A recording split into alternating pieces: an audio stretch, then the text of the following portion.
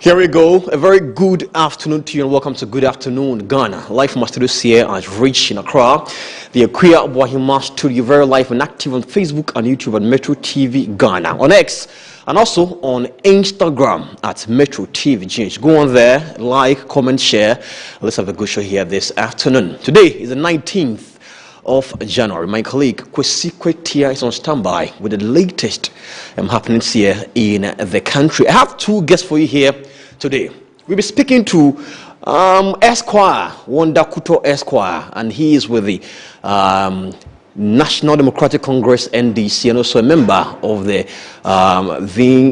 VRE. We'll be speaking to him here this afternoon. Some issues in the country. And also speaking to Awin Gubit, who is with the Ghana National Importers and Exporters Association on some issues concerning some new, recommendations by the exporters here in the country. What exactly is the issue like, and what exactly are they saying from their end? He'll be joining me later on Zoom. But for now, my colleague Kwesi Kwetia is here with the latest happenings from across the country. Kwesi, welcome to the show. Good afternoon to you, Bright. Good afternoon to you. And I hope that you're doing well this afternoon. I'm trying. All right, so it's the midday news right here on Metro TV. Let's quickly look at the headlines for this afternoon.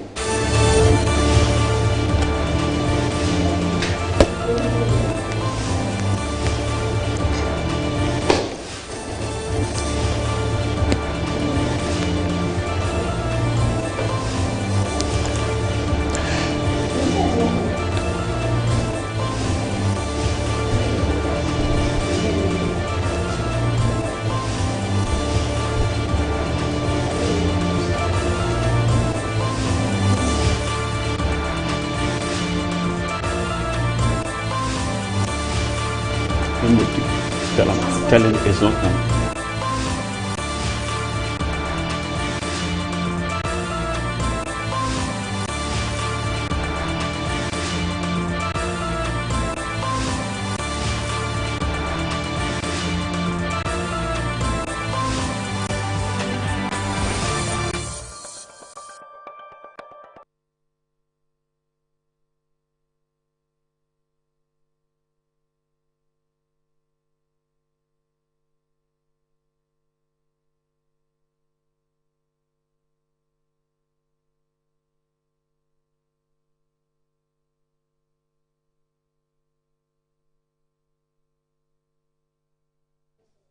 Welcome back. These are the details for the news this afternoon. The Ghana Private Road Transport Union has announced plans to clamp down on commercial drivers who charge exorbitant fares during peak hours as congestion and the shortage of vehicles worsen in Accra. The enforcement exercise is expected to begin on Monday, January 19, 2026, with the union deploying personnel to identify hotspots where passengers are reportedly being exploited. Deputy Public Relations Officer for GPRTU spoke to Metro News earlier.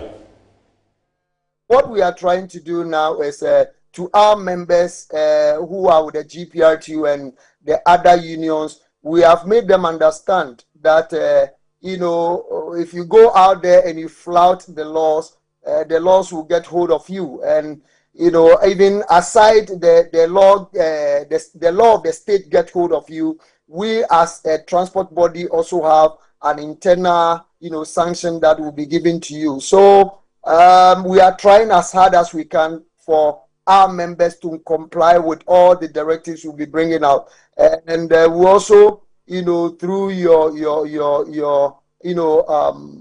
your station to also talk to those that don't belong to any of the union, that they should also try and comply. Right. Else, when the law gets hold of you, we receive a lot of calls from the Ashanti region about such problems that are happening there. So this thing, we are not going to do it only in Greater Accra, but what we are going to do is we also have representatives in the Ashanti region, and we'll make sure that same task force team will be also formed in the Ashanti region to make sure that those problems that are happening there, the drivers will be called to order.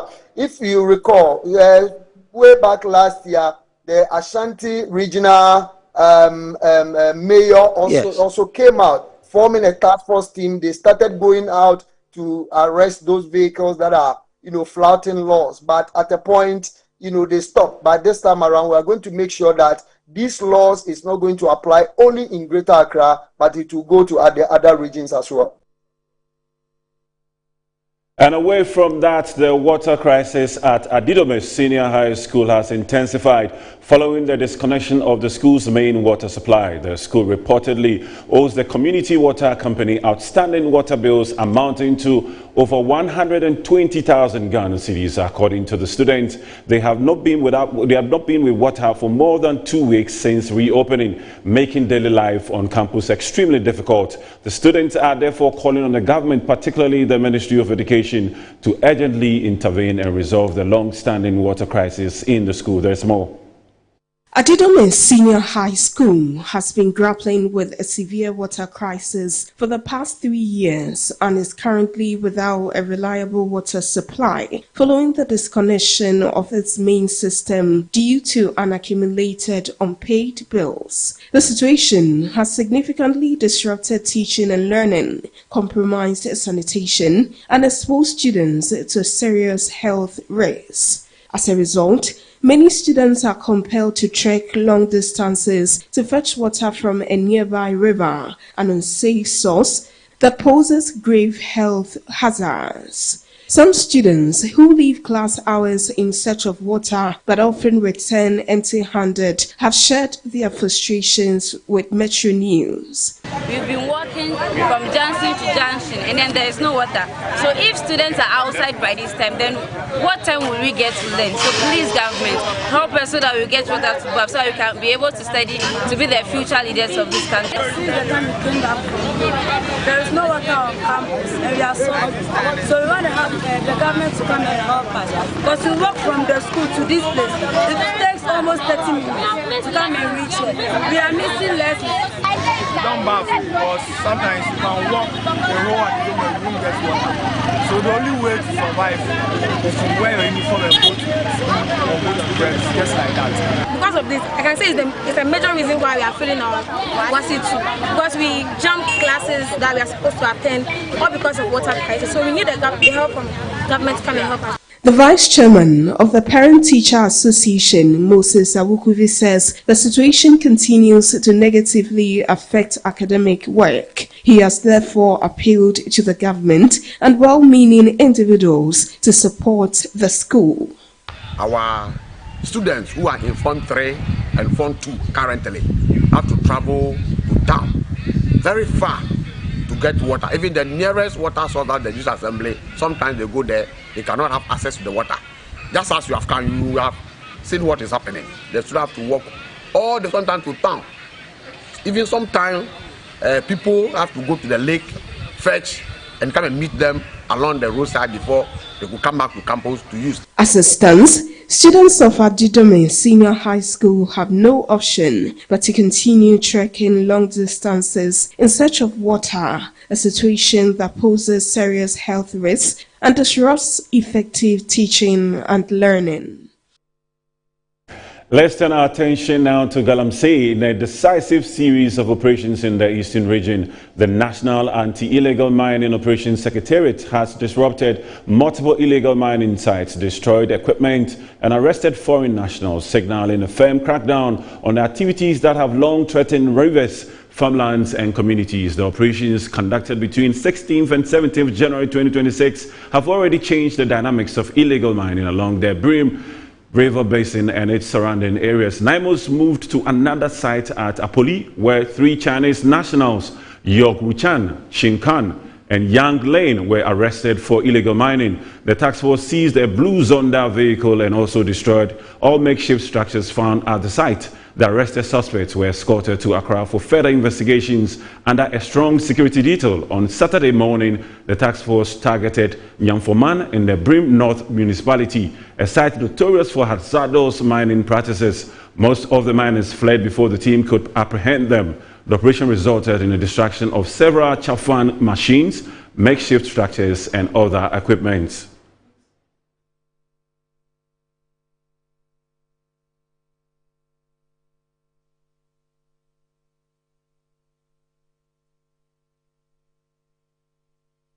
All right, so we're going to go on the phones to speak to Dr. Pakwesi Eduafol Abedu. He is the Executive Director of Center for Environment, Natural Resources and Sustainability.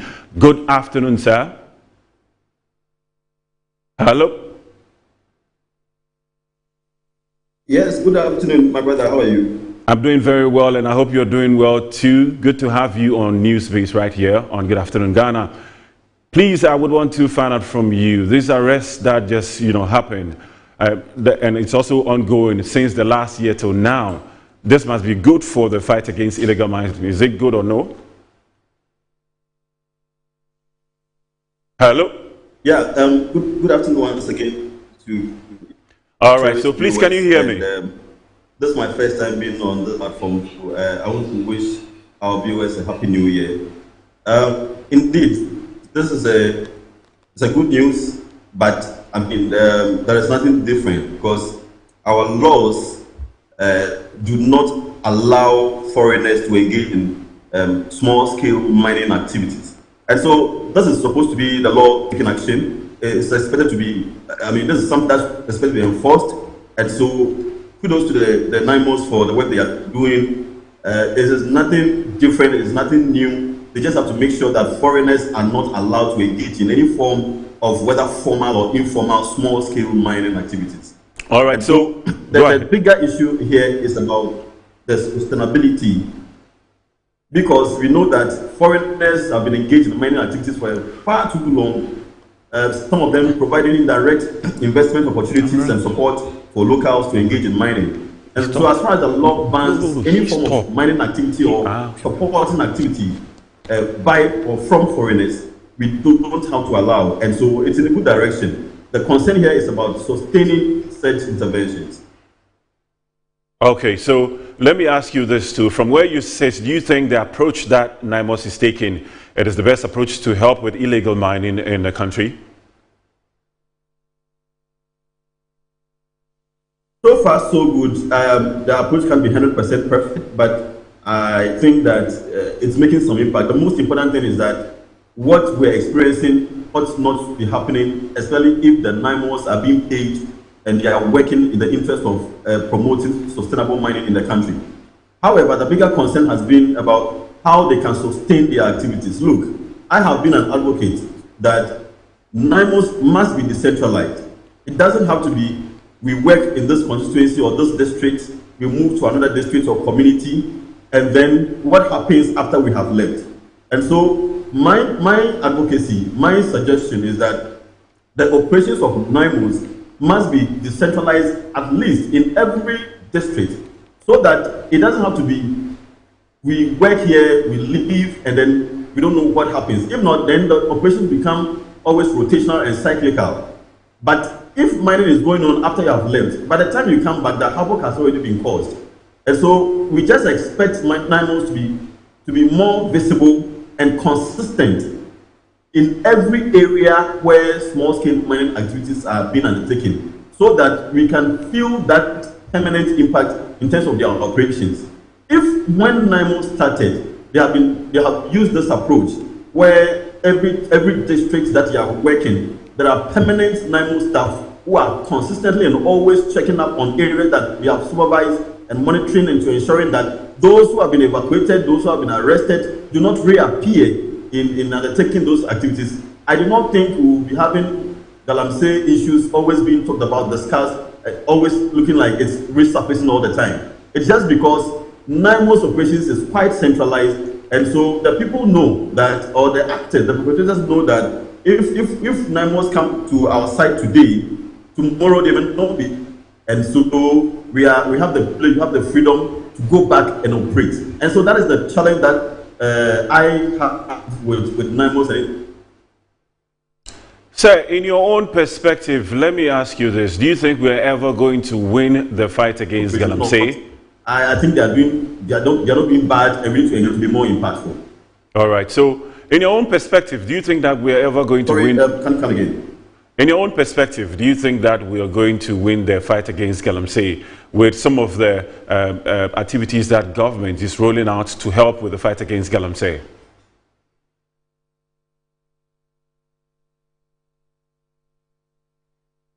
look, there are practices out there.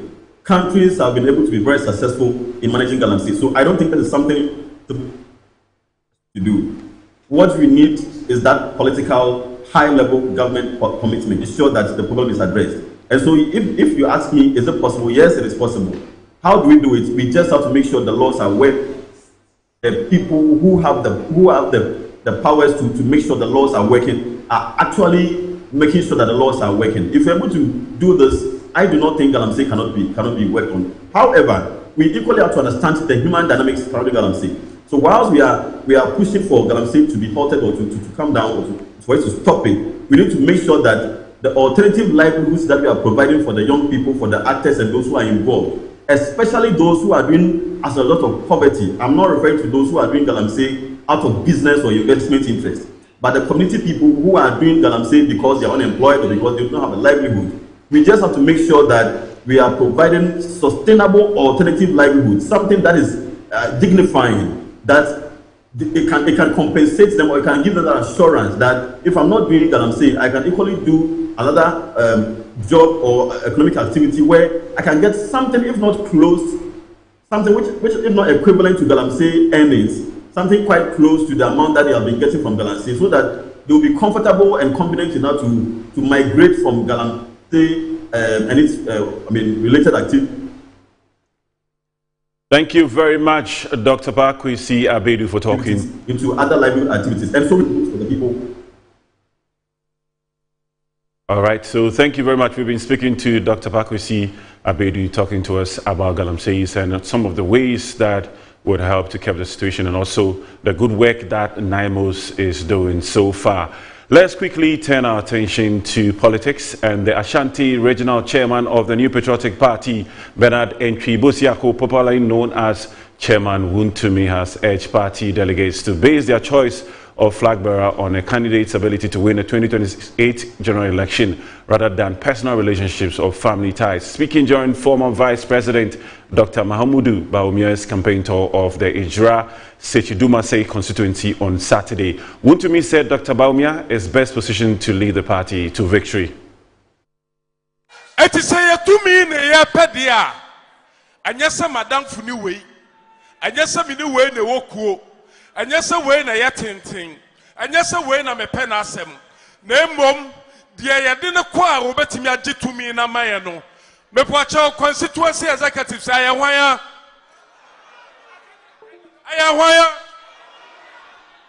Council of Elders mepo acha wan ya de ne kwa election 2028 obewene coordinators me pacha one year fan ko election 2028. Police station.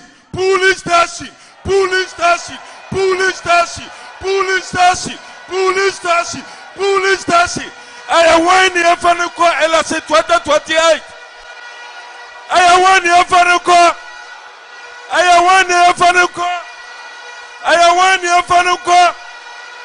Mesdames et kasani ba wi enu mutie. Mutie enipa numu no a omo petumi ni nyina no omo nyina ya MPP fo omo nyina na ko omo ye na so ba ko pe enu onyakopo ayi ni sai awoso ye flag bearer ye free ha kopa ebi ba besi a kire mesramo Ashanti region. As Ashanti Regional Chairman, Adiaba Akope na Mesramo. Mumma yen speaking one voice. Let's use our votes to speak one voice. Let's direct ourselves and vote for Dr. Alhaji Mahmoud Bawumia. He's our future. He's the future of Ghana. So we are going to vote massively for Dr. Alhaji Mahmoud Bawumia. May God bless you all. I love you. I love you all. I love you all. I love you all. And still on the MPP primaries in Efija Kwabre North, the Member of Parliament for the area, Collins Adumaku-Mensah, gave the former Vice President Dr. Mahamudu Bawumia a firm assurance of robust backing from his constituency. To him, the former Vice President is a deep thinker and a visionary. Abana yetu no debia mi gina mwanimu a meka ensem be miensa. meka nkabo mu asem, meka MPP ho asem, na meka qualities a eye say ye project wo ye leaders mu asem. And I say that because say yen ya sopa ye ho a, say ye kwa ye nimu a, afe na na ye correct ana. Say yen ya say ye ho a, na ye kwa ye nimu a, afe na na okoye nsiesi ana. Enti wanhwe yi a asem a wo ka wo campaign bre mu no obi befa na odi abowachi daache. Enu bi na ekosi ya ye His Excellency Alhaji Dr. Mahmoud Bawumia. Ye wie ye no na ye nyina ye twa ye chi asa abonachi se eye ono a mpacho ye ono ana.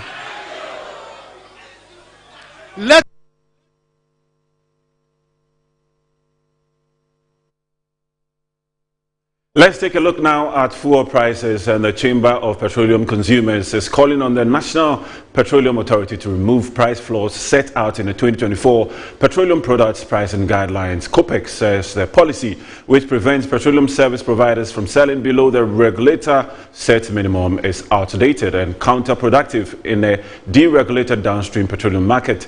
Executive Secretary of COPEC, Duncan Amoah, said the price floor does not benefit consumers and argued that the scrapping would help and could also allow oil marketing companies to reduce fuel prices further when market conditions permit.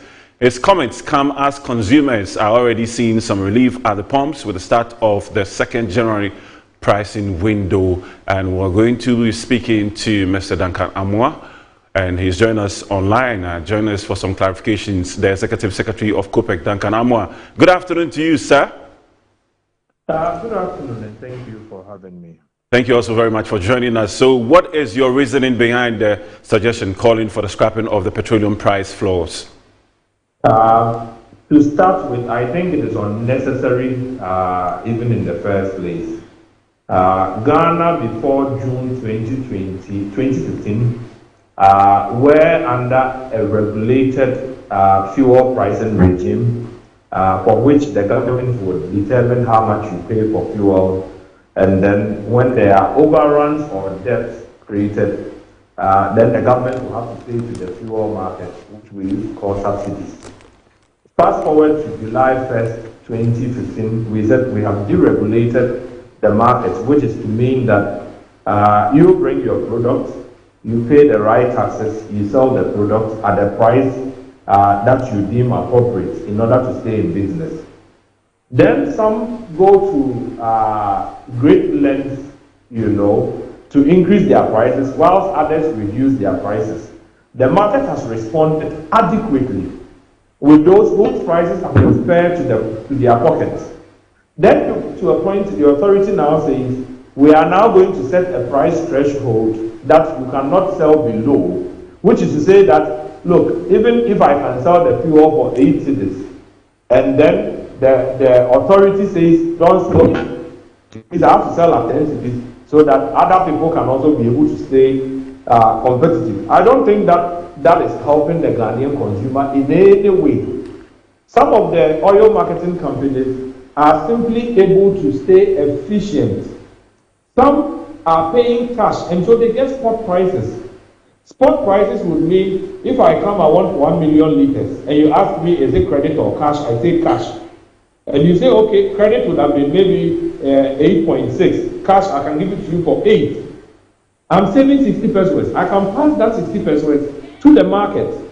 So for the MPA to come out to say that, look, you cannot sell above, you cannot sell below, let's say, 80, 60 pesos. The MPA is simply telling the Ghanaian consumer not to benefit at the time that the market clearly can go down further. That is why we think that that whole price floor conversation is flawed to begin with. It should not even have been there to start with, because a deregulated market deals with only two things, demand and supply, which is what the international petroleum market also deals with. Unfortunately, we are setting floors and saying to the OMCs that you cannot go below this floor. So although at present, some of them could have gone below the 9.8 Ghana cedi that they set, we are forcing them to sell I mean, at 9.8, 10 point, whatever, 11 point, whatever. I mean, I don't know who the NPA is protecting, but this is very, very unnecessary and must leave.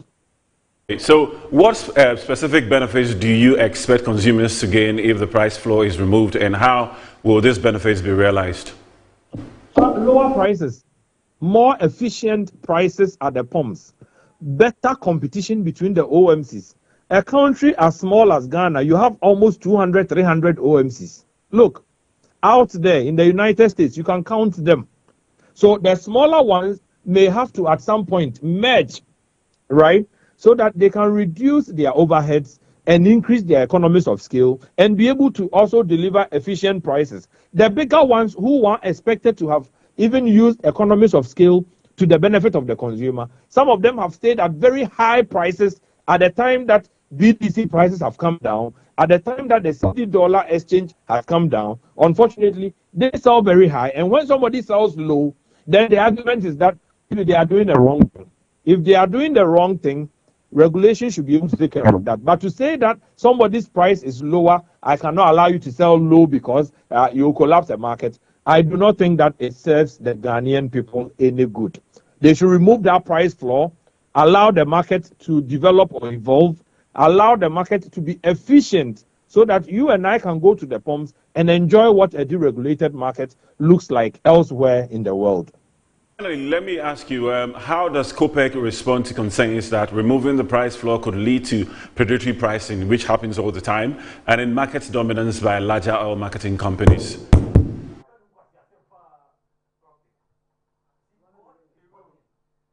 Mr. Duncan? Hello? Are you still there, please?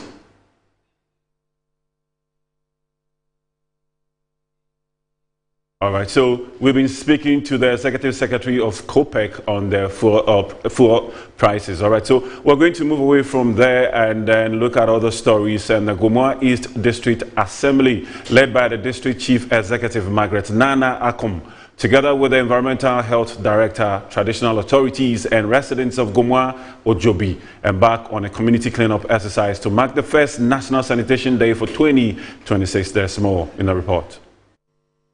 The exercise covered key areas including the community hospital, police station, community Durbar grounds, and other parts of the town. Saying during the exercise, the District Chief Executive for Gomoa East, Margaret Nana Akom, emphasized that poor sanitation exposes communities to preventable diseases. She urged residents to make environmental cleanliness a daily habit in order to safeguard their health. Baby, I hear cleaning soon. Anything a yard to task force and I pay mission and also many kind say, your task force na yard to honor. Say, baby, I hear prayer do one. You win so on my no and answer Timam Fono was some two baby on ya and yes, so my mamma you is papa. Young can say, Abia we away and answer we away. And Shannon Dim Branson and Brachuana and Brachu, since no one is above the law.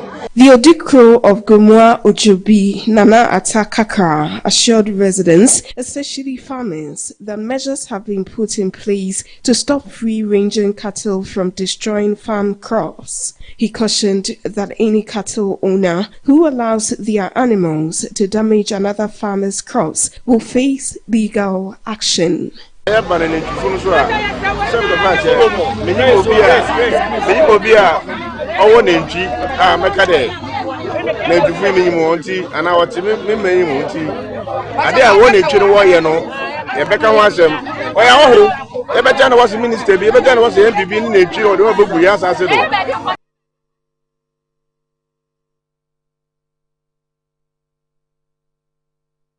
And that's it for the afternoon news, and Bright Amenin is taking over with Good Afternoon Ghana. Kwesi, thank you so much for that quick update. I mean, I'm hearing Naimos is doing some amazing work out there.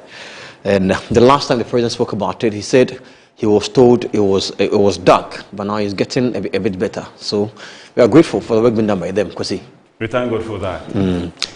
And that is Kwesi Kwetia with the latest update from around the country here in Ghana. You're still watching us here on Good Afternoon Ghana Live on DSTV channel 277, on Facebook and YouTube at Metro TV Ghana, on X, and also on Instagram at Metro TV GH. I am Bryce Nanakwesi Amenin. After this quick 10, we'll be talking what exactly is happening. I mean, when Kwesi Ketia was speaking to Duncan Amua from Kopek, the line dropped. We apologize for that. But we'll be going back to speak to him again. Let's follow up. What exactly is happening? Prices dropping. As at this morning, Goy filling station somewhere around Nima, we're giving free breakfast because the prices has dropped. What exactly is happening in that particular industry? Coupled with conversations with our Wingobit, imports, exports, and also issues with the NDC. We'll be speaking about that as well. Stay with us here on Good Afternoon Ghana. Don't go nowhere. We are back with more.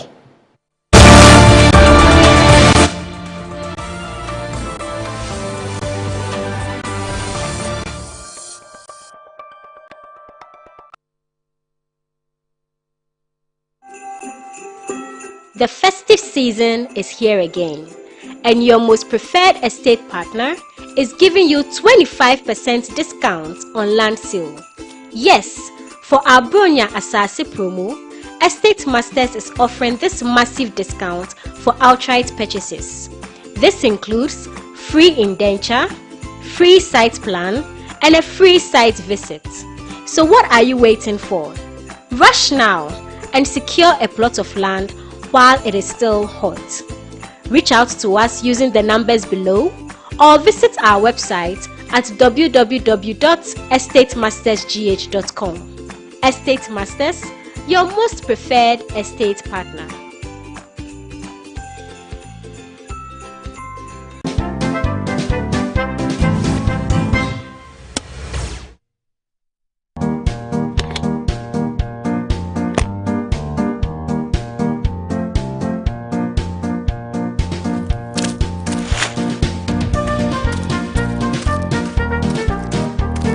Good morning, Mr. Ding.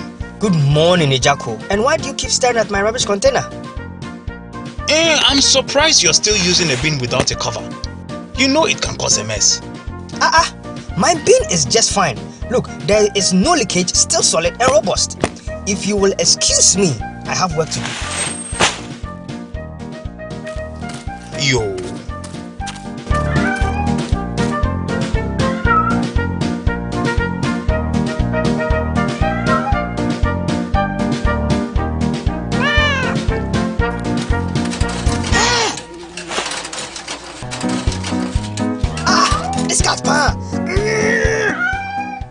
Dustbins are a great way of keeping trash off the streets and homes. However, the use of bins without fitting covers poses a challenge with stench from rotten items, flies, and scavengers. Keep the environment clean and healthy. Get dustbins with fitting covers.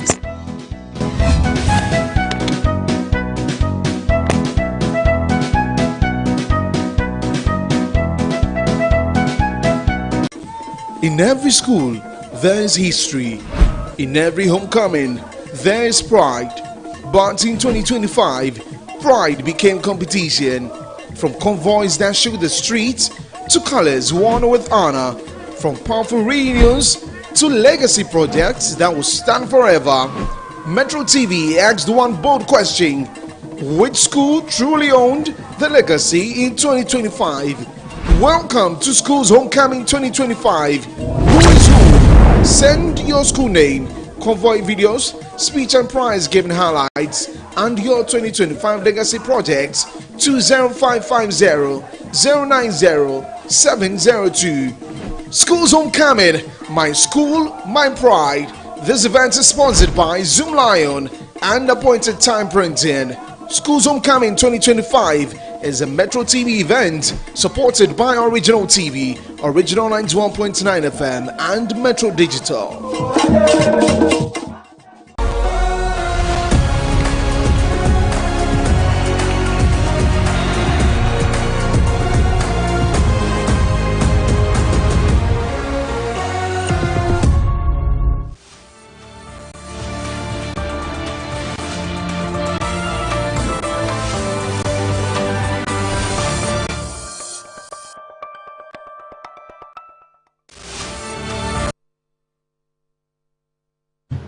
And you're back, still live and active here on Good Afternoon Ghana with me, Bright Nanakwesi Ameni. We are very live and loud and active across all social media platforms, on Facebook, on X at Metro TV Ghana, on Instagram, also on YouTube at Metro TV Ghana. Go on there, subscribe, like, comment, and share. And let's do the show together, yourself and I. Let's do that together here this afternoon. And just gone by was my colleague Kwesi Kotia, who came here with the latest trends from around the country. Let's now go back to an earlier conversation he was having with Duncan Amoah of COPEC. What exactly is happening in that sector? And also, the Chamber of Petroleum Consumers is calling on the National Petroleum Authority to remove price floors set out in the 2024 petroleum products pricing guidelines. Now, COPEC says the policy which prevents petroleum service providers from selling below the regular set minimum is outdated and counterproductive in a deregulated downstream petroleum market. Now, Executive Secretary of COPEC, Duncan Amoah, said the price floor does not benefit consumers and argued that scrapping it could allow oil marketing companies to reduce fuel prices further when market conditions permit. Now, his comments come as consumers are already seeing some relief at the pumps with the start of the 2nd January pricing window, and he's back on phone again for a conversation with us. Now, Duncan, thank you so much for joining us here. I'm grateful. Thank you for having me, brother. Right. First of all, let's understand what exactly it means. The floor pricing. What does it mean, or the price floor? What does it mean really? So, in pure economic terms, right, it is simply a threshold. If you say the floor, it means that it is the lower price below which one cannot sell or trade. Right? Right. The reverse is the ceiling, which is the higher price that you should not go above. Right? Right. So when you say price floor, you are simply telling the public that if it is price floor of 10 cedis, you are telling the public that nobody should go below 10 cedis. Then it becomes an illegality, because then you are invoking a certain law to set that floor. And we are saying that setting a floor is inimical to an open market, especially in the petroleum space. It is inimical or bad or dangerous to the extent that when you start a window, right, international market can go down. Mind you, a window is a 2-week period, 2 weeks. Right. So you can start the window on the 1st. By 2nd, 3rd, prices have gone down completely. Then the BDCs will start reducing their prices for the OMC. So the OMC would have loved to go down within the window. Then we have set a floor to say that don't go below 9 cedi or 10 cedi.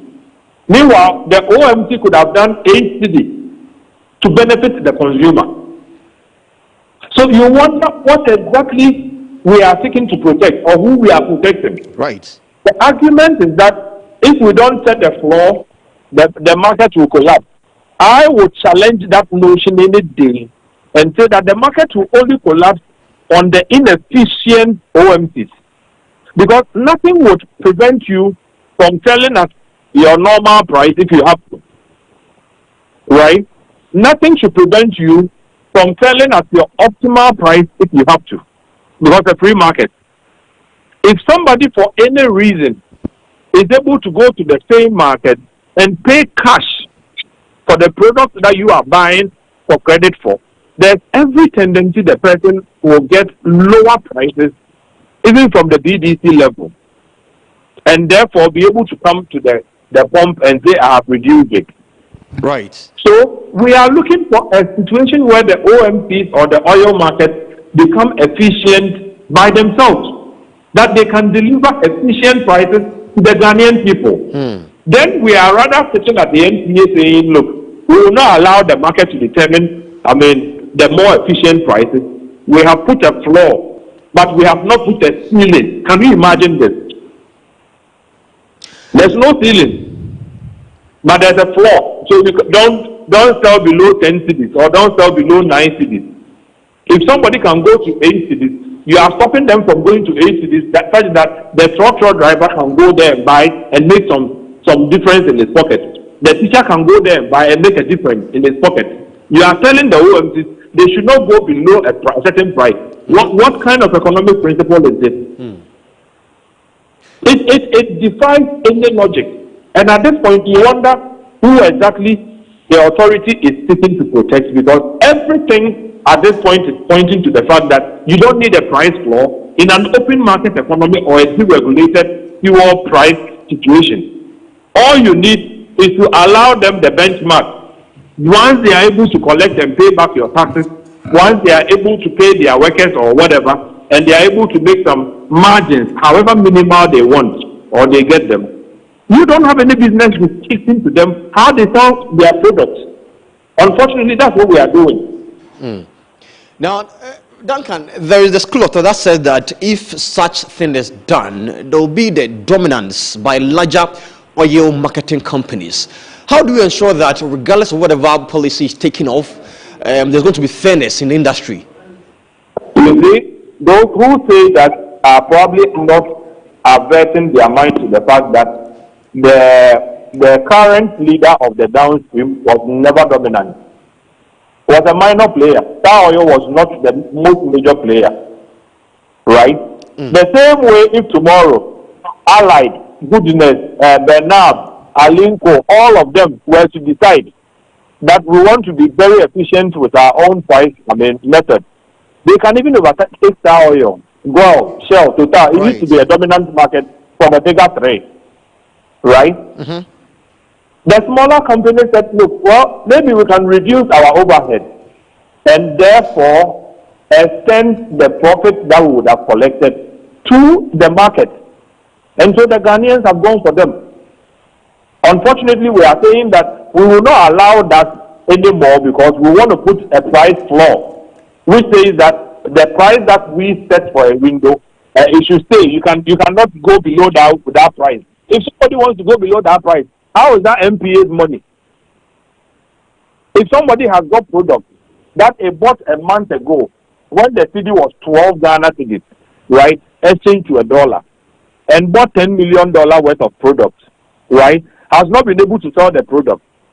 Within the window, the cedi has now declined or gained to 11. So the $10 million that initially he required 120 million Ghana to pay the supplier, he now requires 110 million Ghana cedis. There's a 10 million buffer there that he can use to reduce prices. Then we sit in our offices and say, no, don't give the 10 million to the consumer at the pump. Rather, you cannot sell below this price, and if you sell below this price, the market will collapse. Meanwhile, the supplier is waiting for his money. And if I reduce the price a little, I will get people to be able to buy. I can pay the supplier. Then I clean that cycle of business. People are not just being efficient. And if they try being efficient, then we are using laws now to prevent them. This is not right. An open market economy will not work with anything called price floors or price ceiling. Price ceiling would have been more appreciative so that the consumer knows that nobody will go and fleece them, no matter where they sell, no matter whether it's a community that has only one OMC that people are forced to buy from. So people will be forced to pay 12 or 13 even if the market price is aggregating around 10. So we would have accepted the price ceiling. Rather, we are not talking of a ceiling, we are talking of a floor. We say that we will not allow you to sell below 9. And so if I can go to 8, I have to sell it at 9. Right. This is not fair to consumers. I mean, in as much as you have a very strong backing, let's also speak and appreciate this concerns being raised by a number of people. How do we protect also the smaller oil marketing companies, not to get override by the big ones? Okay, so there are a number of market principles, right? If I am small and I would need to compete with a larger one, there are things we call acquisition, mergers. There are times you find some of these companies even ceding, brand-wise to other companies so that they can be able to maintain a good market share, right?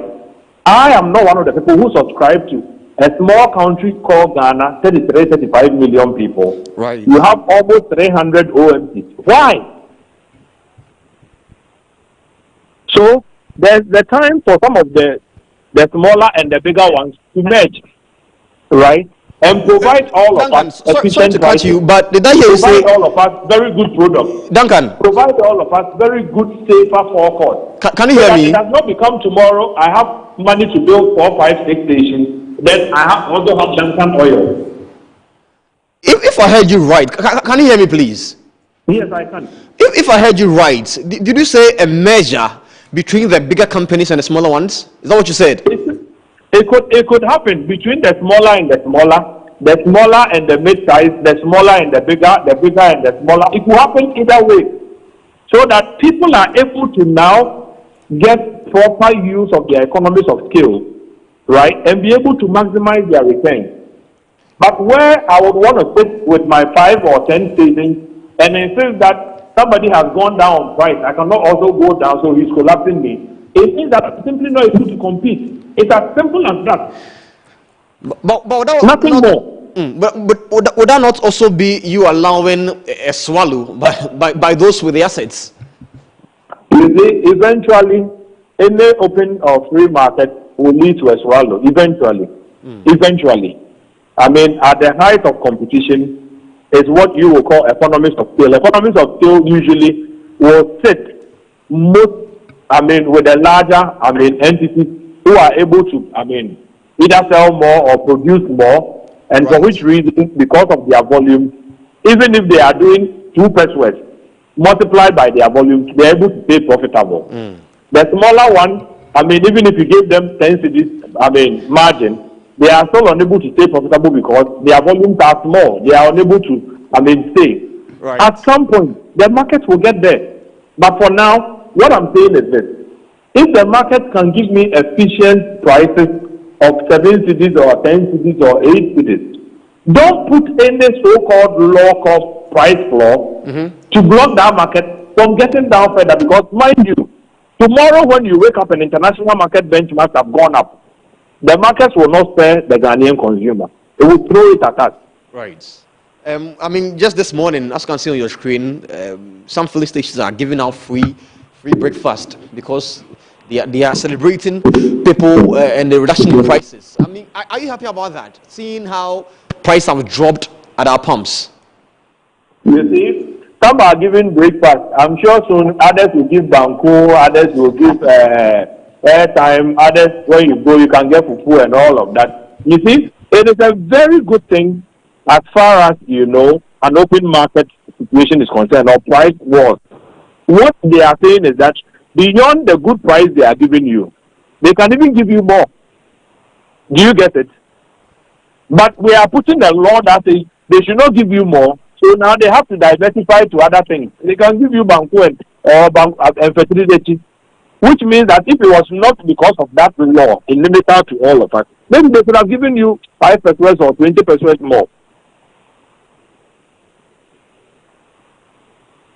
They should remove that law. It's not helping anybody. The consumer does not benefit from a price floor, because without that floor, somebody could have given a much more efficient price that could benefit all of us. But we are putting a law there to say don't go. But forget not, like I keep saying, these prices we are seeing today cannot be a forever phenomenon. You may wake up tomorrow, the international markets have gone up, the cedi has lost some value. The same market will throw it all to all of us. So when it has to go down, don't put these laws to prevent them from giving the consumer the needed relief. I don't think that we should continue with this. No. All right, Duncan, thank you so much for speaking to us here this afternoon. We are grateful for your time here with us. We hope that we don't end up getting bankuan like you are saying. The smaller ones will end up getting swallowed by the bigger ones, and that's what according to you, we should prevent that by encouraging a measure between the bigger ones, the smaller ones, and then the industry will thrive. Thank you so much. We are grateful. Let's focus on something else, and still on the economy, but now about imports, exports. What exactly is the story there? We are going to be speaking to Mr. Ringobet. But then the smart pot note. While the association acknowledges that sections of the trading community have previously raised legitimate concerns regarding the SPN, it is important to emphasize that significant progress has been made through structured stakeholder engagement and dialogue aimed at addressing these concerns. In the regard, the IEJ participated last year in 2 high-level stakeholder engagements convened by the Ghana Shippers Authority, GSA, in collaboration with Inter-Ocean Maritime and Logistics Institute and Interse Afrique BV. This engagement brought together key actors across the maritime and trading ecosystem, including representatives from the Ghana Institute of Freight Forwarders, Ghana Union of Traders Association, Traders Advocacy Group TAG, Association of Ghana Industries, AGI, Association of Customs House Agents of Ghana, Customs Brokers Association of Ghana, among others. Let's now go on the phone line and speak to Mr. Awingubit and what exactly they are seeking to achieve by de-associating themselves from what is happening. Thanks so much for joining us here this afternoon, sir. Are you there?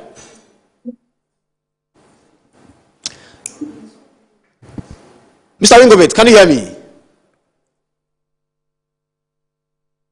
Right, I guess he's trying to adjust his Zoom. Let me have a good conversation with him. We are speaking of what exactly is happening concerning some initiatives.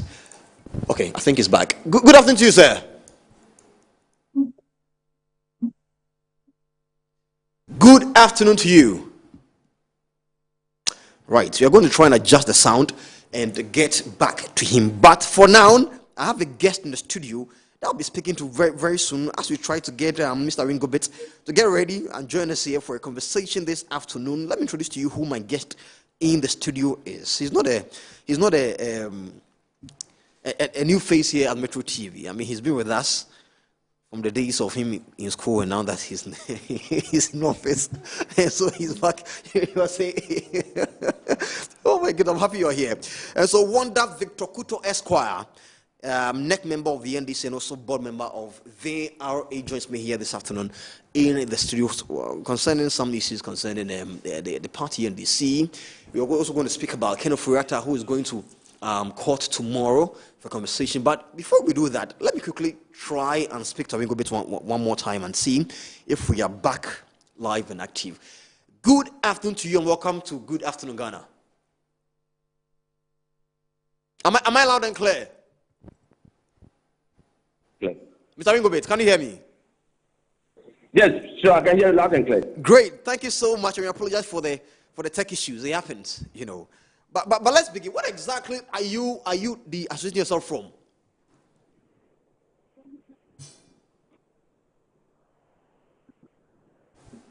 I think it's from your side. I don't know whether. Can you hear me? And now put yourself in the in this new phase of yours. Well, it's just like when we finished first degree. You know, some of us didn't do law straight. We went and did first degree. After first degree, we had a different life before moving back to school to read law. So it's just the experience we had after first degree. That same experience. Going to work after school is not something new. But practicing law has been very interesting, particularly for those of us in the area of immigration and asylum. It's an interesting area. The kind of stories you hear, the kind of appeals you need to make to various embassies and consulates. I mean, it's very interesting. Thank you. And I can see you're enjoying your office. You're enjoying being a member of the VRA. Yes, you know, I've been with the power sector since 2013. At the time when I served as the personal assistant to the then Deputy Minister for Power. Right. Who is now the Honorable Minister for Energy, the Honorable Dr. John Abdullah Jinapo. So I've been with the power subsector since 2013. So it's an honor and privilege for His Excellency the President to ask me to serve on the VRA board. Let me quickly allow you to give me your personal assessment of 1 year of Mohammed's second term in office. A quick one, then I'll try and connect back to Ringobet for a conversation. Extremely incredible. Extreme? Look, For the first time under the Fourth Republic, we've gone 1 full year without a scandal. Look, almost every promise made in the manifesto has been fulfilled. We talked about using 60 ministers. As we speak, we have less than 60 ministers. That should tell you the ramifications in terms of saving costs. Let me let you know some of the social intervention program that has been made under JM. You know what? Hold on for me. You and I are here today. I mean, the studio is ours.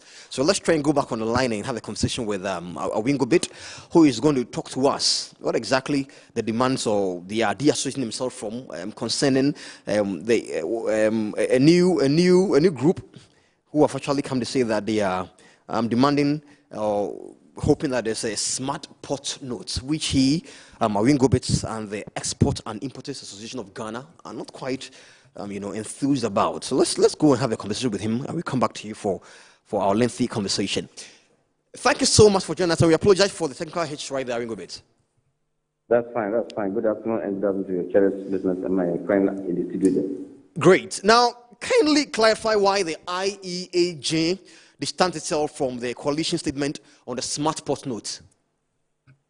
Well, thank you. You know, the Importers and Exporters Association has been a very credible institution in this country for the past 11 years. We have been very vociferous on issues of national interest. Right. Especially when it has to do something with international trade, and for that matter, at the ports and at border level and at the airport, when we are clearing cargo and where cargo alley, we are sending cargo out of this nation. We will not just sit down and allow any granted group somewhere to come and use the image of importers and exporters to tarnish the image of it. Remember last week, there was a statement out there that said importers and exporters want SPN, which I had numerous calls all over the country. People were trying to find out whether is this coming from Importers and Exporters Association office. Right. We went through it, we looked at it, and they said, no, as an institution, credible institution, we need to issue a statement to distance ourselves from that statement. Indeed, we have not, at Importers and Exporters Association, anywhere to declare that we have not been engaged on the SPN that the Ghana Surface Authority intends to implement in this country. For that matter, to implement on behalf of the good people of Ghana. I must state that in this country, even my very good friend who's sitting in the studio there, if you ask him that if you are looking for trade data in this country, where do you go? One will tell you, oh, let's go to custom. One will say, go to DAPOA. One will say, let's go to ICOMS. All these issues, or another person will say, go to Service Authority. We do not have any credible, verifiable data in this country, especially anytime budget is being read and you are making reference to Ghana data. Either we are making reference to Bloomberg, we are making reference to World Bank, we are making reference to IMF, but for we as a country, at the Ministry of Trade level, we do not have any trade data. In fact, even our own export, what is our own in-house Ghana export data, where is it? We cannot have it because we do not have a repository institution that we can always make references to. The information that we get at custom, and where I sit as executive secretary, every day and now, I see international students who are studying international relations, students who are studying international marketing, students who are studying trade, students who are doing masters at UGM and tech and others, and Takwa Mines of School on logistics and supply chain students want data. They want data for trade. They want data for anything. They will come to us. We will say, go here, go here. It's very worrisome, troubling. Ask lecturers in this country. They will tell you, we cannot point to say, this is the institution when we want our trade data. When we go there, we can reliably get verifiable data.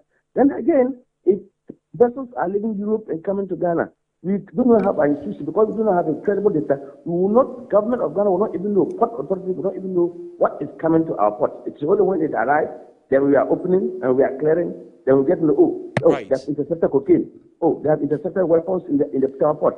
Then it becomes panicking. It becomes fear. It's not right for national security planning.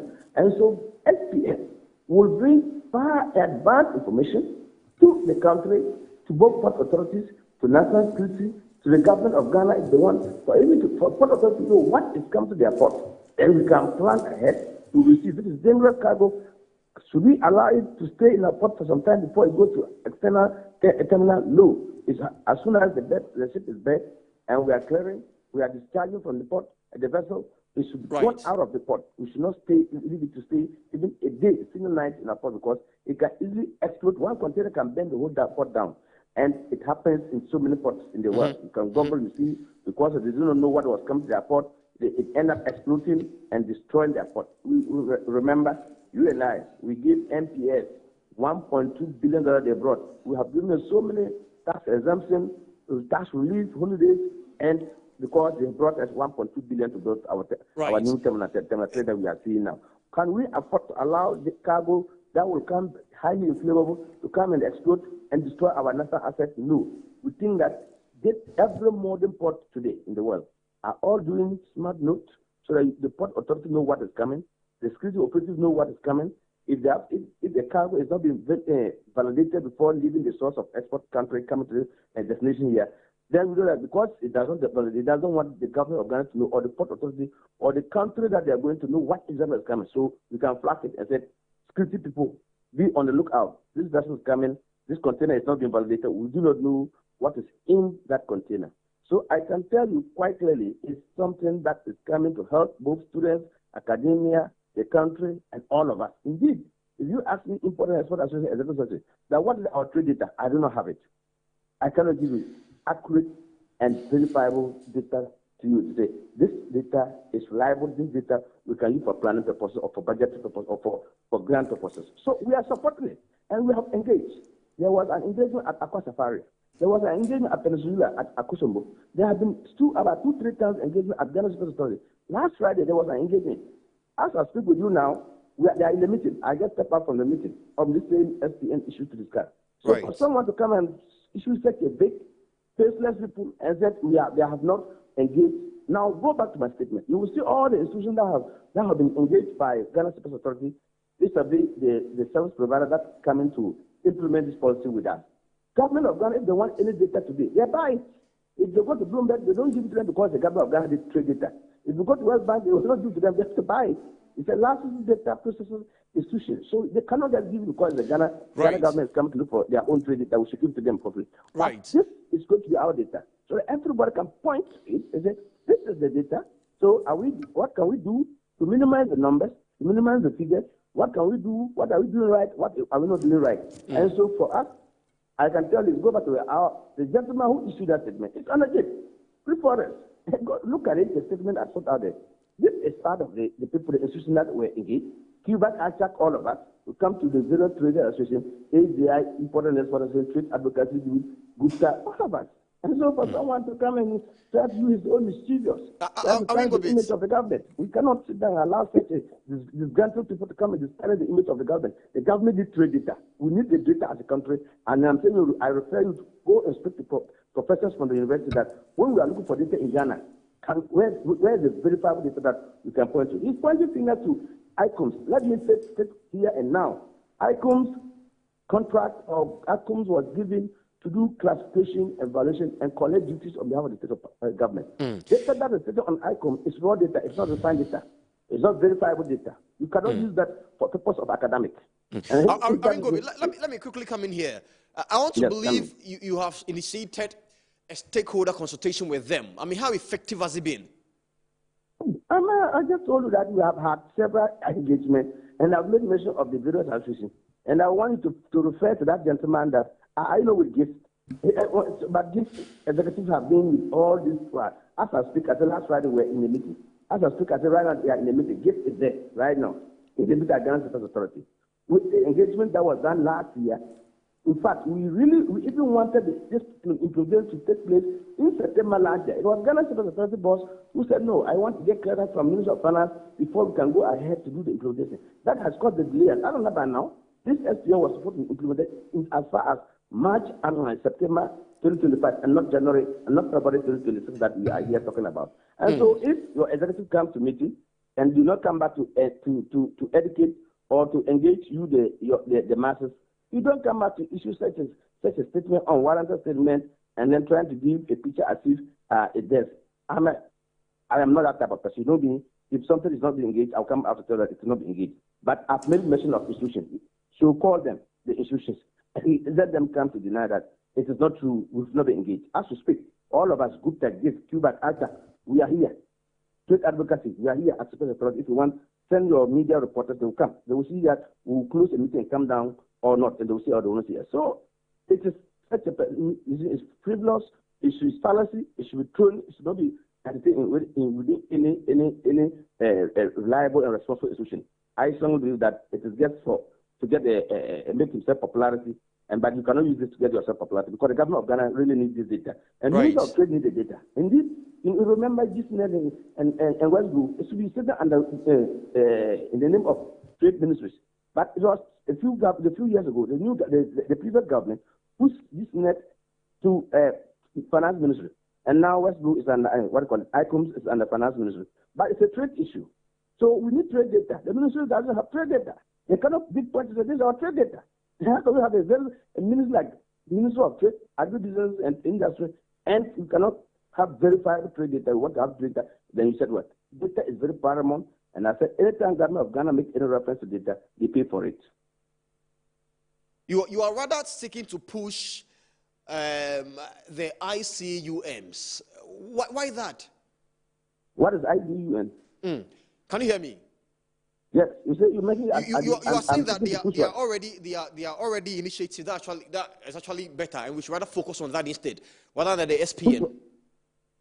Which one? I didn't get what. Just come again. You said I'm rather pushing what? Hello, Aringobit. Yes, I can hear you. You said I'm seeking to push what? I'm saying you are rather seeking to push. Can you hear me, please? Yeah, I can hear you. Go ahead. Right, I'm still here with Awingobit. I can hear you. I can hear you loud and clear. Okay. Wow. I can hear you. I said I can hear you. I can hear you. Go ahead with your question. Okay. I'm asking you. You've been talking a lot about why you believe that these SPNs probably may not even be the right time and not even a good move and all that. Why? No, that's not what I said. That's not what I said. I said SPN is the best, is to help the country have our trade data. Anybody who's a student of research, any professor who wants trade data, any government agency that needs trade data, we can point to say this is a responsibility institution like the Ghana Sports Authority that will be collecting the data by their partners of the inter-ocean maritime that they've contracted to do with their Antigua, Africa, Belgium to do the work for them. And I'm saying that as a country, we do not have, as we speak, we do not have a very verifiable data sitting anywhere. And I said, the so-called people who issued that statement point that we have the data sitting at ICOMS, if we heard me loud and clear. And I said, yes, ICOMS are being used to do assessment and valuation and college duty on behalf of the government of Ghana. But for the purpose of the data to be verified, a refined data that we can use for statistical purposes, we can use for planning, we can use for budgeting, we can use for grant. And I made reference that even if government of Ghana wants to make statement at the budgetary statement, they always refer to institutions like Bloomberg and others. And when they are going to those institutions for our data to make those references, they have to pay for it. That's what I said. And I said, ICOMS is using for a purpose for classification, evaluation, and college duty. But if a container land import with ammunition, if container land import with cocaine, government of Ghana cannot go and arrest ICOMS that why do you allow cocaine to come? That's not the work of ICOMS. ICOMS is a software, it's a system that customs are using for classification purposes. It is when the goods arrive here. But with SPN, these inspections or this validation will be done, will be verifiable, will be analysis, will be done at a country of export and send the information advance to government of Ghana.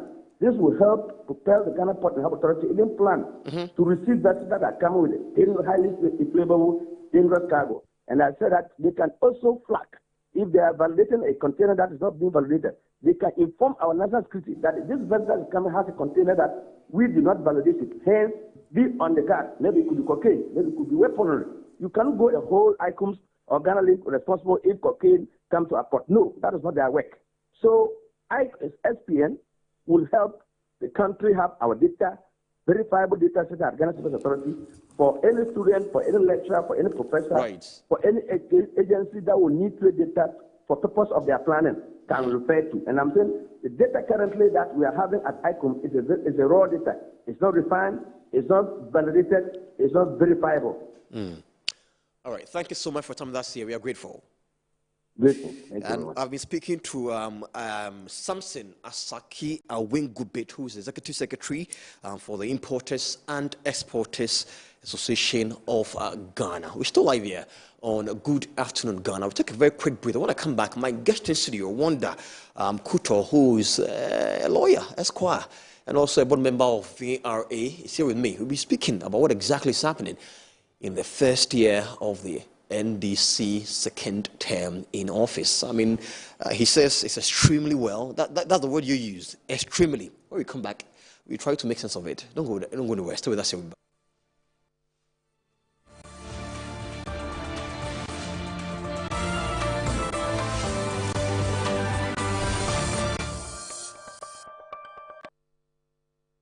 Healthy soil is where every great harvest begins. At ACAP, we turn waste into wealth, producing rich organic compost made right here in Ghana for our farmers and our future. Whether you are planting small or big, ACAP compost improves your soil, boosts your yields, and saves you money. Even in your own home garden, give your soil life naturally. ACAP compost, from waste to wealth.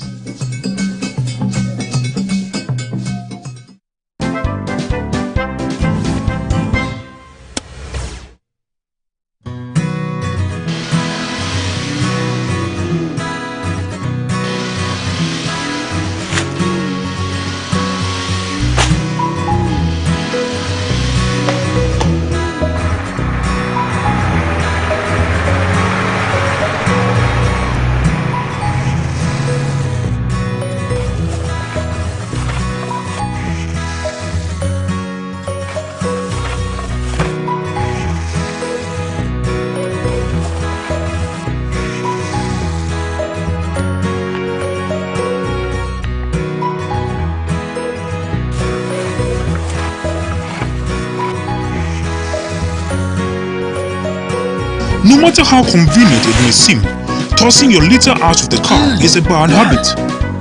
Aside the potential in causing road accidents, it's bad for the environment. Let's keep our roads safe and clean. Keep a trash bag in your vehicles for your litters.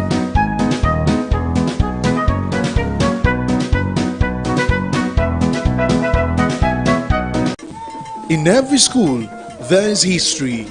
In every homecoming, there is pride. But in 2025, pride became competition. From convoys that shook the streets to colors worn with honor, from powerful reunions to legacy projects that will stand forever. Metro TV asked one bold question: which school truly owned the legacy in 2025? Welcome to School's Homecoming 2025. Who is who? Send your school name, convoy videos, speech and prize giving highlights, and your 2025 legacy projects to 0550-090-702. School's Homecoming, my school, my pride. This event is sponsored by Zoom Lion and Appointed Time Printing. School's Homecoming 2025 is a Metro TV event supported by Original TV, Original 91.9 FM, and Metro Digital.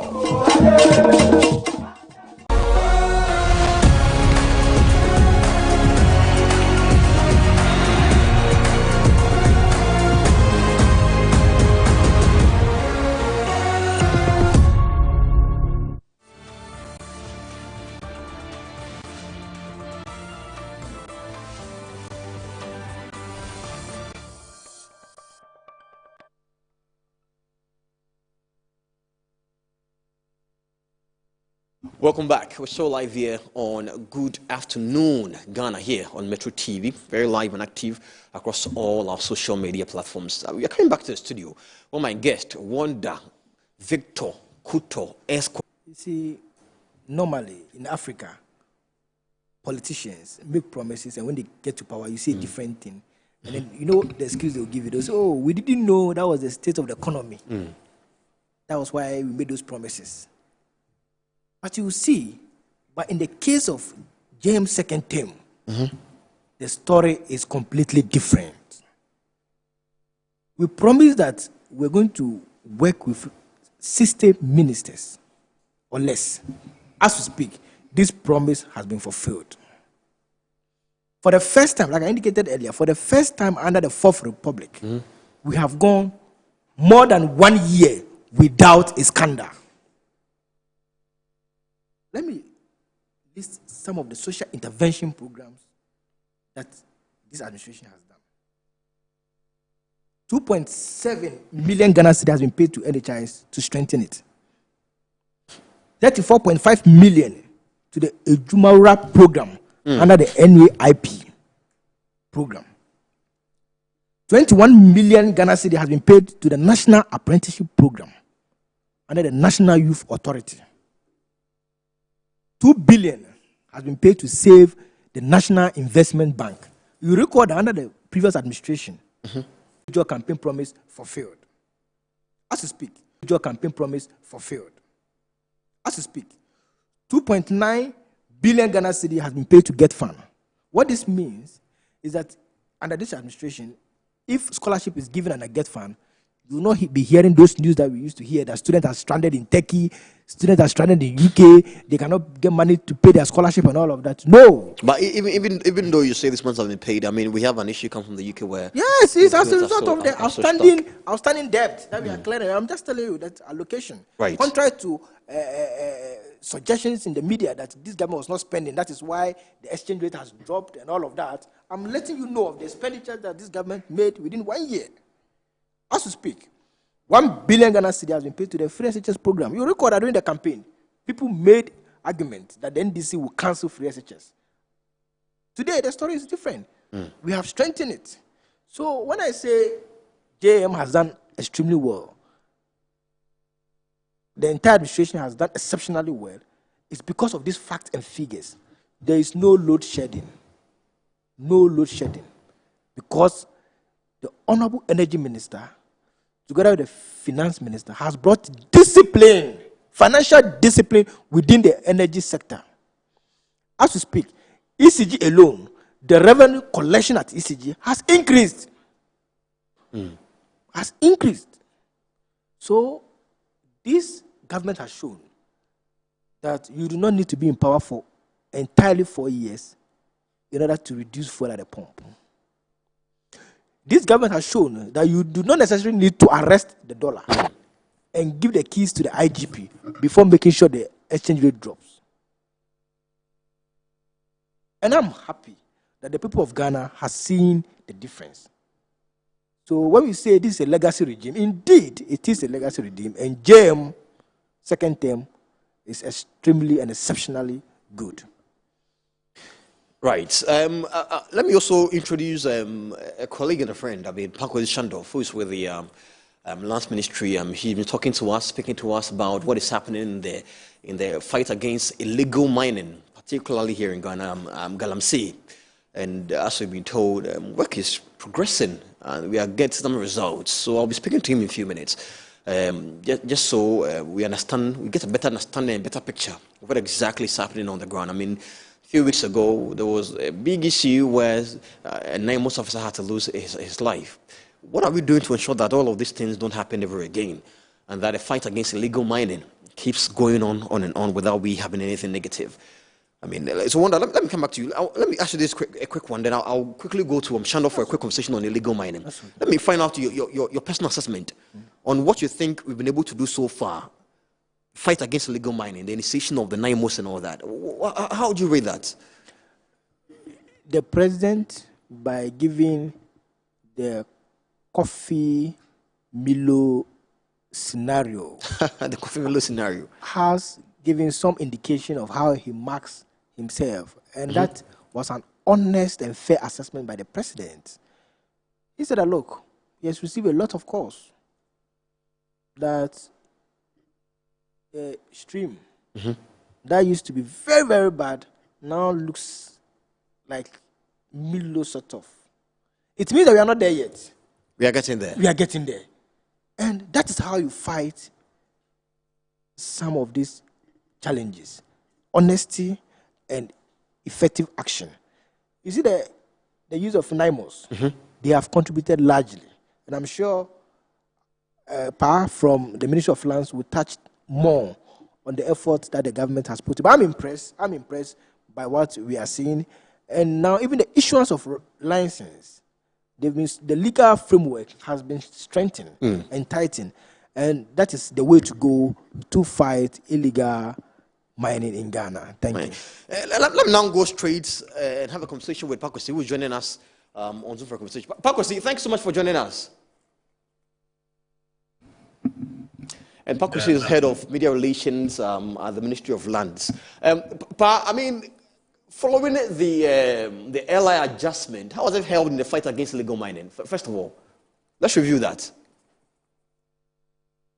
Right. So I believe you are making reference to the revocation of LI 2462. Right. That particular development has helped in the fight against illegal mining in the sense that the law previously gave room or created an avenue for mining to be done in designated forest reserves. But now that we have blotted it out of our books, it means that there is no arrangement of that sort, and that further goes to conserve our forest reserves, and that for us is a win. Indeed, from the time the law was permanently revoked up to now, NIMOS has been keeping watch on all the relevant forest reserves, and there have not been any incursions whatsoever. And so the surveillance will continue while the law remains revoked permanently. I know that NIMOS, as we speak, is recording some very good remarks. Just like you heard my guest in the studio say that the president even had to use Milo and some brown-colored things, for example, how the waters are looking now. Upon your assessment as we speak, what are the latest updates on that? Are we getting somewhere? Well, absolutely. We are making a lot of progress with respect to the operations of NIMOS. I mean, we can all say that we are all coming back from the Christmas break and, festivities. But NIMOS, for example, during the entirety of the festive period, did not embark on a single day's break whatsoever. And that also added a lot to our results. Indeed, it was an authorization from the minister that because we want to continue the fight, NIMOS was not going to go on a break. So from Christmas all the way till now, about 7 major operations have been carried out. The recent one is what we put out this morning, where so much has been done in that particular regard. I mean, so much has been done in that respect. If I were to go through some of the results with respect to our recent operation, you will see that several makeshift tractors were destroyed, 5 water pumping machines were seized, 1 chamfan, for example, was burnt, 8 tricycles were burnt, 14 motors were burnt, assorted toolbox were seized, and the list is simply endless. I'm sure I can share it with you later for you to review the outcomes. So for NIMOS, the operations are delivering results, but we also believe that it is far from over, because the fight against illegal mining, like we've always said, is not something that can be won immediately. But we are making a lot of progress, and that should count for the good leadership currently being masterminded by the sector minister, Honorable Emmanuel Amakufigwa. I mean, I just went on his page. I mean, he posted something just 5 hours ago. He says the tide is turning in our relentless fight against illegal mining as the National Anti-Illegal Mining Operations Secretariat, NIMOS, in collaboration with the Blue Water Guards, delivers a decisive blow to criminal syndicates in the Western region. This past weekend, a coordinated 48-hour crackdown successfully dismantled the infrastructure of destruction across the Ankobra River and the Takwa in Swayim and Wassa Ekropon districts, crippling the operations and seizing critical assets across multiple sites. Now, the big question is, all these things being seized, where are they? Where are they being taken to?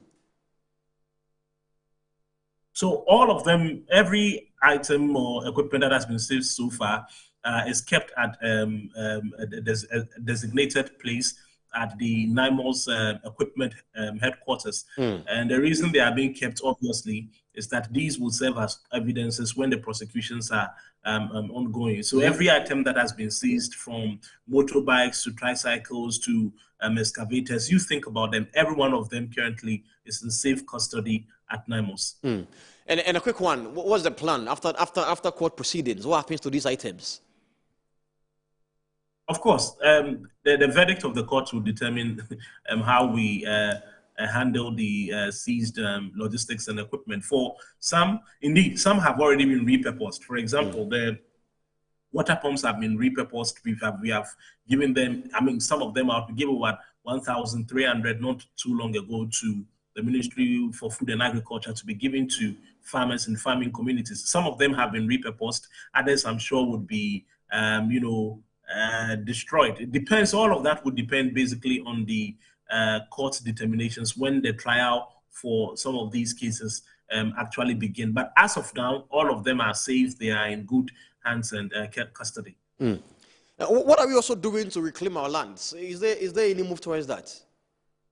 Absolutely. Land reclamation is a major priority at the ministry this year because, like we have been putting across, a total of about 5,500 hectares of land have been decimated, and currently they are lost due to the same menace of illegal mining. If you want to get the picture clearly, those 5,500 hectares of land are equivalent to some 7,500 football pitches. That is the quantum of land size that has been lost to illegal mining upon the last count. The plan this year is to embark on an aggressive reclamation program. And in due course, hopefully before the end of the first quarter, the ministry is going to announce the protocol and the arrangement for the land reclamation. Because while we are preventing the ongoing activities of illegal mining, you have to be able to restore those lands that have already been damaged. And that basically is what the reclamation plan seeks to do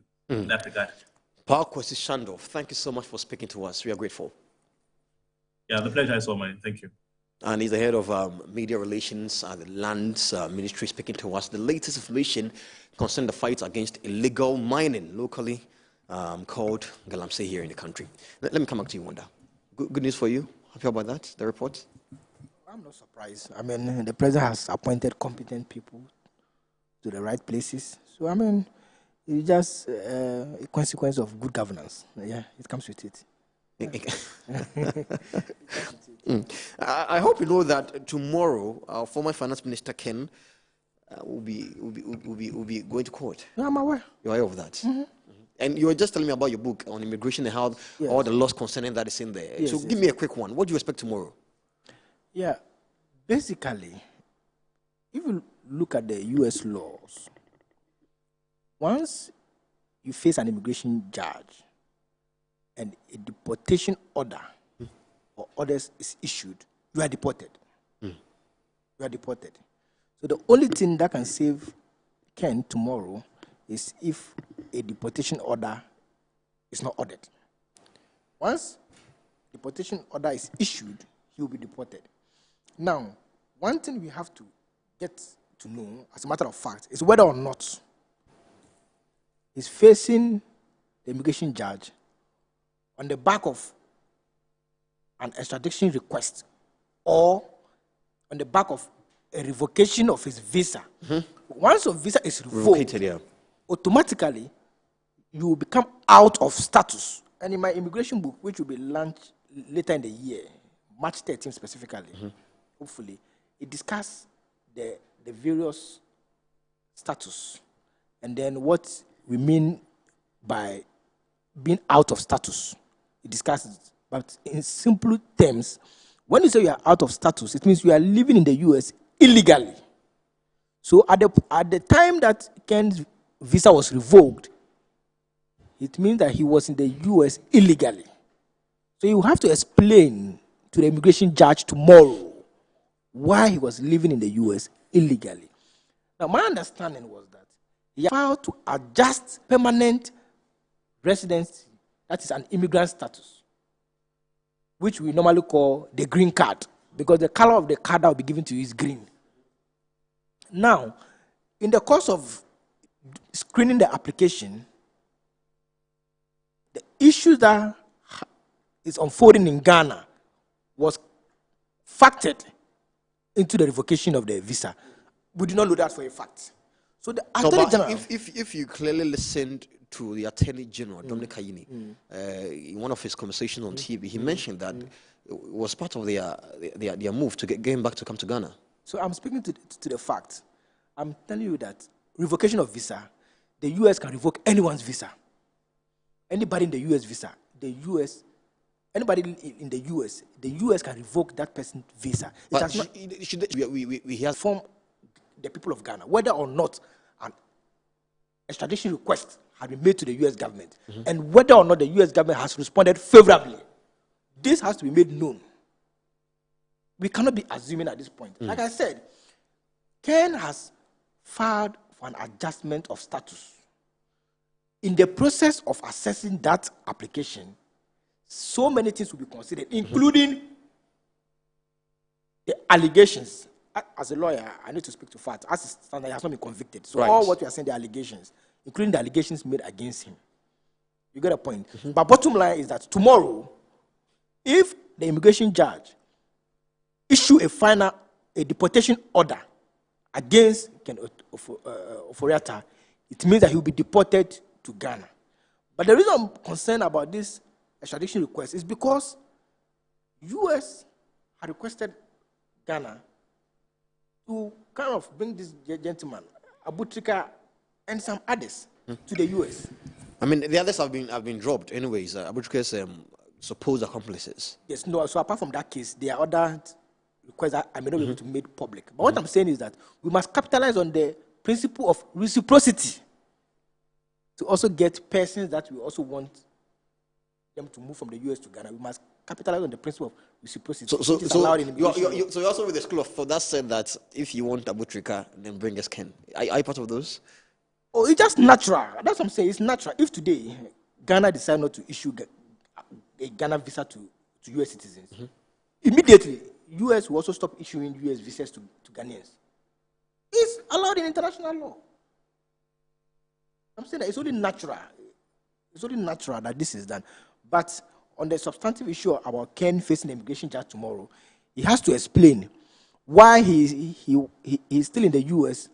following the revocation of his visa and the fact that he is out of status. And once you are out of status, under the U.S. immigration law, it means that you are living in the U.S. illegally. I mean, even aside all of this brouhaha surrounding his detention and all that, as a former, Minister of Finance for a country as Ghana, what type of look does it give us on the international front? It's terrible. And let me say this on record and for emphasis, because I know, Metro, you don't joke with court card. Let me say this on record, that Ken's continuous stay in the U.S. is terrible. It's terrible. Look, you've been finance minister for almost 8 years. He's the only finance minister that, in fact, the members of parliament of the governing party at the time wanted him out of office, yet his cousin, the president, refused. So this is the fine opportunity for him. Probably because he believed in him. No problem. So this is the fine opportunity for you to come to the courts and respond to charges. Like, is that not also why his lawyers contacted Dominic Kayini to be promised of a fair trial when it comes to the country? But in this country, can you say that Article 19 on fair trial has not been adhered to in any particular case? Can you see? I'm not a lawyer, and I only want to be caught in any frame. But I'm just saying, is that not? I mean, this is like crime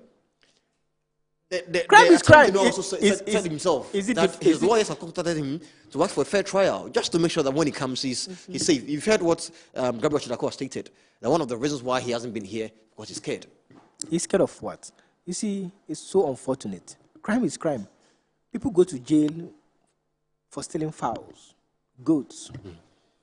Is it because they do not have visas to run away? You call it run away? We told you went there for medical reasons. Check the detention from ICE.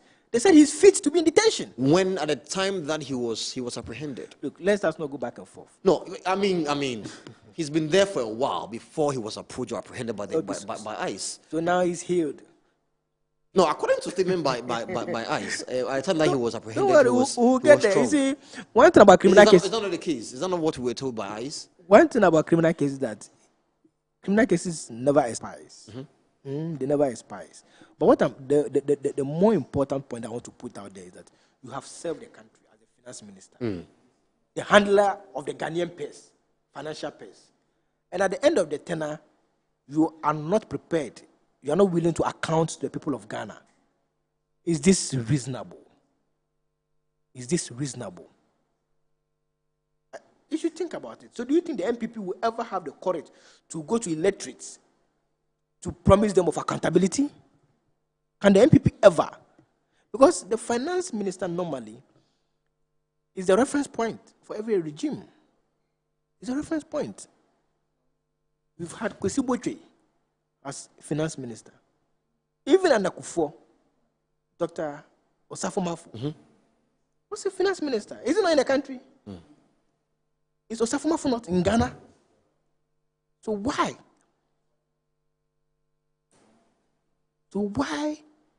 Why is Ken Ofori-Atta doing this? Let's wait for tomorrow. Like I said, once a deportation order is issued, he will be deported to Ghana, and certainly he will face justice. We have also been told that there's going to be a demonstration tomorrow at the U.S. Embassy. That's quite interesting at 8 a.m. In demanding that Ken Ofori-Atta is brought back to Ghana. Have you seen the flyer? Yeah, I saw it posted by Franklin Kuju. He's one I saw on his page this morning. Have you seen that? Yeah, I was on one station this morning, and one of the organizers, Prince Derek Eji, was there, and he spoke on the topic, why he thinks that he ought to be there. And he made sound argument that found footing in immigration law, in that his argument is that he has overstayed his visa in the U.S. and that it may affect other Ghanaians who do not have U.S. visas, who even want to go and watch World Cup. It may affect them because the U.S. embassy will decide not to give them visas. If a former finance minister decides to stay in the U.S.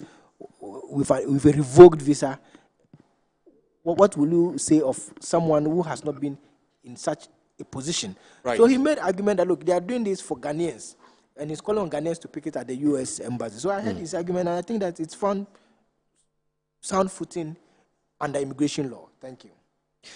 I mean, there are differences between Ghana and the U.S. It depends on the state that you are in. Some can be 7, some can be 4, and all that. What do you say? I'm saying, depending on the our difference between Ghana and the U.S., it can be 4 if we're in New York or somewhere. If we're in California, it's 7 and all that. In Vegas, yeah. It actually depends on where you are.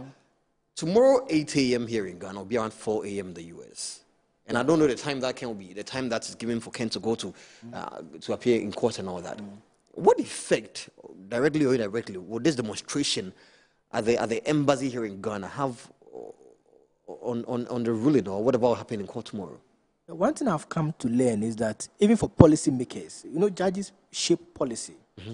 Even for policy makers, some of this picketing also influence their thoughts. Right. Whether directly or indirectly. I mean, no two ways about it. Because at the end of the day, what the Ghanaian people, those who will be at the embassy tomorrow to demonstrate, one of the signals they are going to send to the U.S. government is that we do not endorse Ken's continuous stay in the U.S. And that we kick strongly against Ken being in the U.S. So if you're an immigration judge and the people under whose Ken became the finance minister, the people's taxes that he supervised, the people are saying that they want him back in Ghana, and you are the immigration judge in the U.S., you think this will not influence the person? Certainly, it will have some cohesive or persuasive effect on the said immigration judge tomorrow. So I'm not letting you jump in conclusion or giving me your how do I say it, your judgment ahead of time or something. But then tell me, what do you expect? I have just Probably told not as a lawyer, as a Ghanaian. From tomorrow, what do you expect? Yeah, I have just told you. And unfortunately, I cannot pretend that I'm not an immigration lawyer. The fact is that once your visa is revoked, there are ramifications. And he ought to explain. So I'm waiting to hear his explanation why he continued to stay in the US even with a revoked visa. Of course, he attempted to adjust his status from a non-immigrant status to an immigrant status. But that has not succeeded. So he's to explain that to the immigration judge tomorrow. And if the immigration judge, upon hearing his argument and prayer, and still decide to issue a deportation order, then by 21st, we should expect Mr. Kedoforiata at the Kotoka International Airport. Don't you believe probably him wanting to stay there is because of ill health and, I mean, continuous treatments from the clinic and the hospital? And That's what I'm saying, that you have agreed with me that... Have I? You said... I'm only asking you questions. Please don't put words in my mouth. So let me make the reference to you where you agreed. You had agreed with me that he's at a detention center because he has been assessed that he's fit to be at a detention center, which you agreed. Which is what we've been told by ICE. I mean, it's public knowledge. It's not mine. It's not mine. So you shouldn't have a problem. So you shouldn't have a problem if we are all quoting something. No, I'm trying to make sure it's not something that's okay. I understand you. I understand you. But it's a matter of public fact that Ken has been deemed to be fit by ICE, which is why he's at a detention center. So if a deportation order is issued, what would then stop him from joining a 10-hour flight from New York or Washington to Accra, Ghana? What will stop him? If he can be at the detention center for over a week, why can't he be in a Delta airline flight? This question, I believe you want to be asking his lawyers, Frank Davis and the rest, and probably not me. Anyways, before we wrap up here, you told me you have a book. I mean, since you were speaking about immigration issues and all that, what is that? That's your new book? Yes. The Immigration Formula, Rules, Packaging, and Strategy. I like the packaging part of it. Yeah. Tell me, let's begin with that, with the middle word, the packaging part of the book. You see, when you get a book, you know why there's packaging. But you know, immigration, consulates always want to assess the intention of travelers. So there are some people who may have the right document, but if you're not able to package it such that your intention is communicated properly, once the consular misses your intention or misinterprets your intention, you'll be refused. Which is why packaging, strategy is as equally important as rules and regulations under immigration law. So you think Ken didn't go with a good packaging?